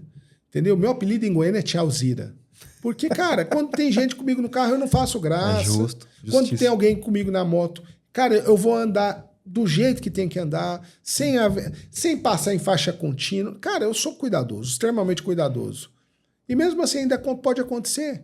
Então, o que você puder evitar, cara, evite, cara. A vida é só uma. É uma dádiva de ver. Todo dia a gente tem que agradecer a Deus. Todo santo dia, porra, acordei, obrigado, Deus. Mais um dia. Exato. A gente vai dar bobeira? Pra quê, cara? Faz sentido. Em termos postural, vamos lá. Em termos de postura, em termos de... enfim, o que danifica mais no ato da condução da moto? Cara, a primeira coisa que você tem que entender é a seguinte. Eu vou te falar tudo de minha concepção, tá? Claro, claro. A gente tá batendo papo. Eu tô batendo papo com um amigo que é médico. Porque você tem que entender o quê? Primeira coisa. Cara, muitas vezes aquela moto... Porra, você vai na loja e fala... Cara, que moto é essa moto que eu quero? Muitas vezes, ela não é projetada para você. Ela é incompatível. Você não vai ter uma ergonomia adequada, producente àquela moto. E aí você quer insistir. E aí é onde que começa a aparecer as hérnias, as dores lombares. Então, primeira coisa que você tem que ter. Você quer moto? Show, cara. Todo mundo quer.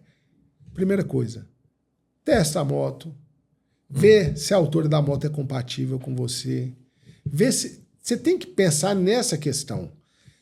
Beleza? Ótimo. Aí é onde que entra o quê? Condicionamento físico, alongamento. Cara, você vai entrar numa moto, porra, você vai andar 10, 20, 50 quilômetros. Cara, faz um alongamento em casa, dá uma esticadinha no corpo, se prepara para entrar nela, cara, porque, cara, às vezes, provavelmente não vai dar nada, mas em algum momento, vamos dar um exemplo, você tem que fazer um movimento brusco, alguma coisa assim, aí você vai precisar do corpo, seu corpo não está preparado. Né? Seu corpo não está aquecido, seu corpo não está na forma que você precisava. E aí, nesse movimento, é a hora que acontece uma lesão, um estiramento.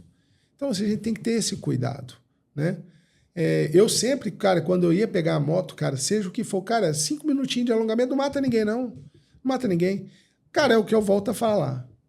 Provavelmente não vai acontecer nada se você não fizer alongamento. Mas não vai acontecer naquele momento. Mas quando a gente coloca na balança, exatamente, por exemplo, anos pilotando uma moto, né? Sem nenhum tipo de cuidado com a ergonomia, com a postura. Eu também prego isso fortemente. Né? Se você adquire uma moto cuja ergonomia é compatível com o seu biotipo físico, a gente já tem, assim, muita coisa a ser evitada. Cara, a gente tava falando da sua moto, por exemplo. Cara, ela tem aquele sistema que ela tem, quando ela para, ela diminui para você colocar o pé, é maravilhoso. Agora, por exemplo, você pega a GS, cara, eu já vi gente parar, cara, eu já vi em Sorocaba, o cara parado na GS, o cara não tinha 1,60 m. Na pontinha do pé, cara, o cara caiu no sinaleiro, cara, do nada, cara. Eu vi uma menina um dia desse, ela colocava um pé no chão, aí ela tirava todo o tronco assim para fora e o quadril. Ela fazia. Tem cabimento. Sabe aquele deslocamento do quadril? Que eu manjo, porque eu conversei com você ali, né? Então, assim, de deslocamento de quadril eu manjo. Então, aí eu parei e falei com ela, eu falei, viu? Deixa eu te falar, você tá torcendo a sua coluna. Eu tô vendo daqui, a sua coluna tá assim, ó. Quando você para, que você põe o quadril para fora, a coluna tá fazendo assim. Tem cabimento. Você tem hérnia. Aí ela falou, eu tenho dor nas costas. Eu falei, pô, mas... Enfim, aí o farol abriu e a gente foi embora, né? Mas essa incompatibilidade é uma coisa que não faz sentido. Não faz sentido também. Não faz sentido. Não faz. E você vê muito disso. Então, por isso que eu falo. A primeira coisa, você tem que começar aqui na escolha da moto. Ver se aquela moto é compatível com você. Nem sempre, meu irmão, você vai dar um tiozinho de 90 anos vai querer comprar um carro. Cara, você acha que ele vai ter condição de comprar uma Ferrari? Ele pode ter condição financeira, mas ele não vai ter condição de pilotar. Então, assim, tem que saber fazer a dosimetria da situação. E assim por diante, cara. Agora, o grande erro é esse. Começa sempre na escolha da moto, né? A questão da não atividade física, achar que é só sentar e pilotar. Lá na frente... a conta chega. Que aí você vai ter menos tempo de vida útil na moto, que é uma coisa que você quer prorrogar. Exatamente. Né? Agora, fazer outra conexão. Já entendi que a musculação é fundamental. Ela é, como é que eu vou falar? Ela é a base de alicerce do condicionamento muscular. Ótimo, tá muito bem entendido. Agora, quero associar um esporte. Vai lá, cara, eu não gosto de puxar ferro na academia, né? Mas eu curto fazer esporte. Qual esporte que você olha e fala, cara, esse esporte ele vai trazer muito benefício para você pilotar moto, por exemplo, considerando que você tem que ter um core fortalecido, você tem que ter ali... O que você fala que tem mais match? Vamos fazer um match entre esporte e moto. Qual que você acha que um beneficia o outro aí? Cara, aí você vai trabalhar junto com capacidade aeróbica e o exercício resistido, porque tem que ter inclusão do exercício resistido nisso. O que seria um exercício resistido? O exercício resistido é aquele que você vai criar uma resistência no seu agrupamento muscular para gerar o quê? O condicionamento e a hipertrofia, né? O ganho de massa muscular. Então, o que une a capacidade aeróbica e juntamente com a atividade do exercício resistido é o crossfit, por exemplo. Boa. Ou um exercício funcional, treinamento funcional. Excelente, você vai juntar os dois grupos, tanto a parte aeróbica quanto, assim, nenhum nem outro, né?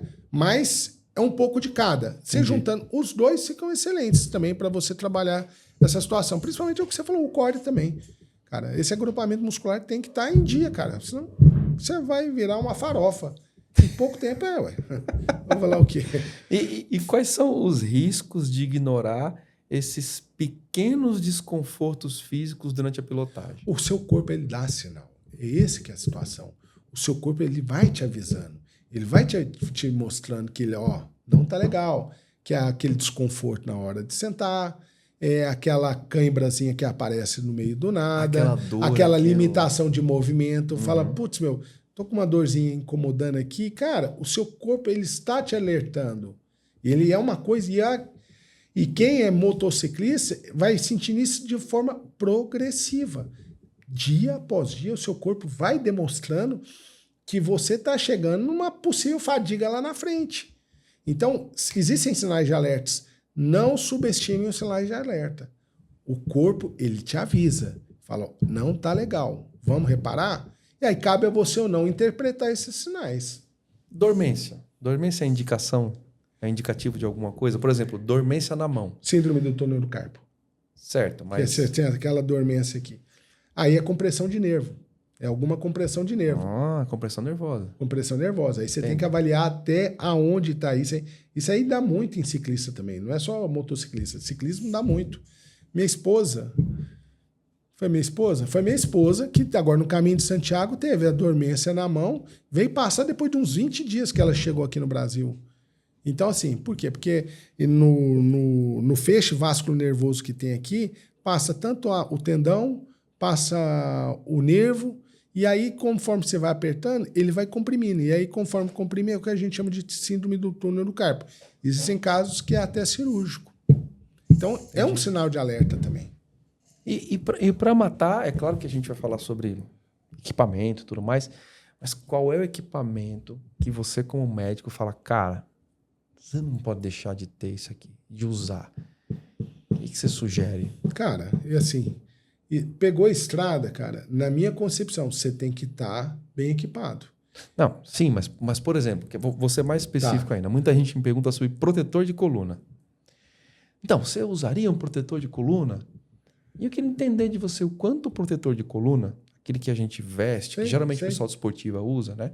Ele é efetivo para proteger a coluna no caso de um acidente. Cara, assim, eu não tenho muita experiência com isso, mas eu vou te falar os relatos que eu vi e casos que eu vi. Cara, ajuda e muito, cara. Ajuda muito.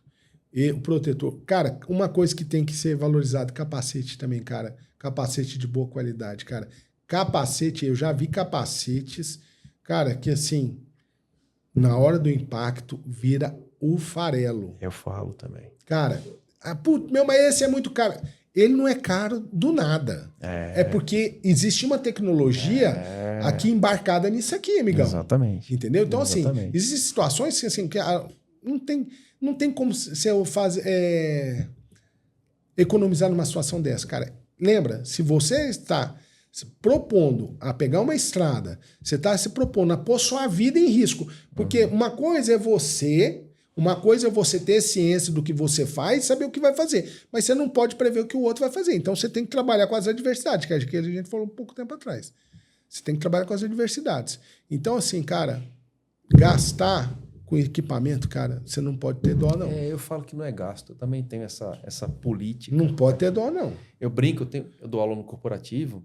Eu dou aula particular e dou aula no corporativo. E as motos do corporativo, é claro que não são as motos do particular. Né?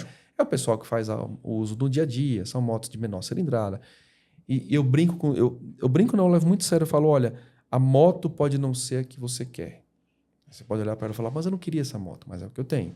A moto pode não estar na melhor das situações. Ela pode estar velhinha, ela tem que estar íntegra, tudo. Beleza, mas o equipamento de segurança é um negócio impressionante. Exatamente. Daí eu vou te contar um relato para a gente fechar aqui, que é uma coisa emblemática para mim. Estou dando aula no Einstein, tem tempo já, e aí chega um rapaz com a Burgman 125, me chamou a atenção porque foi a minha primeira moto, uma Burgman 125 amarela. E ele chega com a Burgman, mas assim, você olha para a moto e falava, nossa, tá judiada, né? Velhinha, arranhada, escapamento de aquela marrom. Eu falei, nossa, cara, que... né? Ele chegou usando um Shoei na cabeça, uma jaqueta Alpine Star, uma luva técnica de estrada, né? Uma calça de jeans, mas com todas as proteções, uma bota. Né? Eu olhei aquilo... Não era compatível a moto. Aí eu... muito inocente. Chamou a atenção. Inocente, falei assim, pô, cara, qual que é a sua segunda moto? E aí já tomei uma logo de cara. Ele falou assim, não tenho segunda moto não, minha moto é essa aqui. Aí eu fiz essa cara. Aí ele fez assim, eu sei que você está perguntando, é por causa do equipamento, né? Eu falei, equipamento mais caro que a moto. Muito mais, daria para comprar 3 motinhas daquela. Fácil. Aí ele me veio com a seguinte, olha o nível de consciência. Ele é enfermeiro do Einstein. Aí ele falou assim, é o seguinte, mora comigo. Minha esposa, 2 filhos pequenos e minha mãe, né, que eu tive que trazer ela para casa, que ela tá velha, não sei o que lá. Então, e ninguém trabalha. Só eu trabalho. Então, eu sou arrimo de todo mundo. Certo? Fiz certo. Eu pegava meu carro, e você sabe, você é do meio médico, né? O pessoal faz dupla jornada, trabalha no hospital, trabalha no outro. Isso é normal. O negócio. Ele falava, cara, eu pegava meu carro, ia trabalhar no Einstein, gastava 2 horas, 1 hora para voltar, não sei o quê, e mais 1 hora e pouco para chegar no outro hospital que eu trabalho. Então, eu gastava 3, 4 horas por dia de carro, né? Eu não quero andar de metrô, porque, enfim, é uma condição minha. Então eu pensei comigo, eu tenho dinheiro para comprar uma moto melhor. Mas a primeira coisa que eu tenho que ter em mente é que a minha integridade física, ela vai fazer com que eu continue produzindo, eu continue tendo minha profissão e tudo mais. Então, quer saber? Primeiro eu investi num baita equipamento. Professor, esse equipamento tá bom? Eu fiz, pô, tá de brincadeira comigo? E aí comprei uma motinha. Depois eu até vou comprar uma moto melhor, né, que eu tenho condição agora, tal. Mas ó, quando eu saio com isso aqui, aí que veio o tchan, né? Que ele falou assim: quando eu saio com isso aqui, eu sei que eu tô usando um equipamento de ponta. O meu mental é outro. Porque quando eu saio, eu falo, eu tenho uma proteção real entre o meu corpo e o asfalto. Eu tenho uma sobrechance de continuar íntegro caso aconteça alguma coisa. Exatamente. A estatística muda, pô. Cara, eu falei, olha o nível de consciência. Quase que eu falei pra ele, pode ir ele embora. tá errado? Não, tá certíssimo. Não, quase que eu falei assim, viu, pode ir embora, você não precisa fazer o treinamento de hoje, porque o seu nível de consciência está... Tá no teto. Tá no teto. A importância disso é um negócio fantástico. Assim como a importância de cuidar do corpo, né? Que eu falo e não faço, né? Assim, a conta barata hoje é a conta cara do amanhã. Exatamente. Né? Eu tenho essa percepção. Exatamente. Às vezes falta um impulso para você poder vencer isso aí, né? Mas hoje você tá bem, tá tranquilo. Daqui a 5 anos, 10 anos, é muito rápido. Hoje parece que hoje em dia tá menor. Mas o mal do ser né? humano é a procrastinação, cara. Isso aí não é seu, é do ser humano, cara. Então a gente tem que saber lidar com isso também. E aí é muito importante que eu leve em consideração as pessoas que estão à sua volta. Porque você, querendo ou não, você é a média de 5, 6 pessoas que estão ao seu redor. Se essas pessoas compactuam com o que você faz, ou elas que vão te estimular. Muitas vezes é isso. Por exemplo, eu tenho esse lance da procrastinação, também tem muito comigo. Mas quem está à minha volta me empurra. Entendi. E é a hora que a gente precisa disso. E por isso que eu falo, cara, o seu meio, cara, é sua evolução do amanhã, cara. Então você tem que estar muito linkado também com pessoas com propósitos, com ideias que te fazem empurrar, cara. Porque senão você tá fudido. Olha, isso aí que você tá falando faz sentido. Porque ó, eu lido com o Douglas e, né, ele não tá me dando exemplo nenhum aí de ir pra academia. Mas quando ele começou a tomar os venenos, eu falei, Douglas, vou tomar os venenos também. Eu vou te falar, o veneno você pode tomar um container. Você pode tomar um container de esteroide. Se você não tiver a dieta em dia, se você não tiver o treino em dia, esquece. E outra coisa, o Danone, que a gente chama de Danone, o Danone, não estou fazendo apologia não, mas eu vejo no dia a dia na academia, então eu tenho que falar. O Danone é a cereja do bolo. Entendi. Que tem muita gente que já entra na academia e já quer usar. Cara, esquece. Se você não fizer o que precisa ser feito, não vai funcionar nada. Provavelmente tem uma base muito forte aí atrás para depois ele chegar no Danone. Não tem nada. Olha a cara dele, dá uma olhada. Não tem nada. Tá tomando veneno. A pandemia já acabou, né? Acabou. Doutor Murilo Gimenez, que papo gostoso. Cara, que delícia de enorme, conversa. Que alegria estar com vocês aqui. Que papo. Cara. Obrigado. Muito bom Obrigado. demais. É legal quando você sente a energia e você vê que você tem os mesmos propósitos. Isso aí, você não vê a hora passar. Cara. É verdade. Bom demais. É verdade. Bom não, demais. eu vou até reter aqui, justamente pra gente ter uma segunda oportunidade, pra gente poder continuar. E aí a gente tem um quadro aqui que a gente vai colocar em prática agora esse ano, né? Que a gente sempre vai lá e invade o convidado. A gente vai lá e faz, cara, agora eu vou fazer o podcast aí. Vou lá na tua clínica, lá a gente vai bater um papo. Lá na clínica tem no anexo, inclusive, hoje a confraria lá, chama Casulo Espaço Gastronômico, que é junto com a minha clínica. A gente tem uma cozinha profissional dentro de uma sala de estar. Que top. Então a gente geralmente faz alguma resenha ou outra lá. Hoje vai ter até vinho lá. Boa. Então até tem que segurar por causa da aposta com o meu filho, que eu te falei. Pois é. Mas assim, vocês já são convidados, cara, vai ser um prazer a gente fazer lá. Vai ser e eu tô aqui avisando que assim, eu preciso dar uma cuidada no corpo. Prazer que eu andei do mundo. descuidando e eu vou lá. Só que aí eu já sei como é que eu vou mexer nisso aqui. Né? Eu vou te desafiar. Chama. Chama. Eu vou te desafiar Chama. para conseguir me tirar dessa... Não é preguiça, esse ostracismo, né? Assim, esse ritmo de trabalho, de não sei o que. Fala, eu vou pra academia. Ó, ele é testemunha. Não, mas quantos meses eu tô falando que eu vou pra academia? Eu não tenho ver, não. Vou pra academia. Começa amanhã. Puxa, eu falar um exemplo, eu tenho dentro da minha casa, cara, minha esposa. Cara, que Deus abençoe ela, cara, que ela tem aquele perfil de corpo e não muda, cara. É aquilo ali. Cara, mas ela tem pavor de academia. É que nem a Cris aqui, ó. Você viu como ela é? É magrinha. Chegando no caminho de Santiago de Compostela, eu fui comprar minha bicicleta. Não, pode comprar a minha também. Eu falei, filha, você não vai andar nessa bicicleta. Você não vai. Não, eu vou, não sei o quê. Tá lá a bicicleta. Se ela tiver 15 km, ela tem muito. Eu conheço, gente. Bom, serão 2 desafios, né? Voltar para uma academia que eu preciso, né? Dar uma regulada no corpo e fazer o caminho de bicicleta. Que agora eu fiquei animado. Vamos embora com a gente ano que vem. Se prepara para ano que vem, 12 dias. Agora eu fiquei animado. Bora. Obrigado mais uma vez. Obrigado mais uma vez, cara. Valeu. Seja sempre bem-vindo. A casa está aberta para a gente falar sobre saúde, sobre corpo, sobre saúde mental, conectado à fisiologia, que é fundamental, e moto, que é o que a gente tentou contar aqui. Então, o doutor Murilo, que é um cara, sobretudo, muito simpático, é um exemplo de profissional. Obrigado. E que papo gostoso. Eu espero que você tenha gostado, eu espero que você curta aí depois, escute lá no Spotify.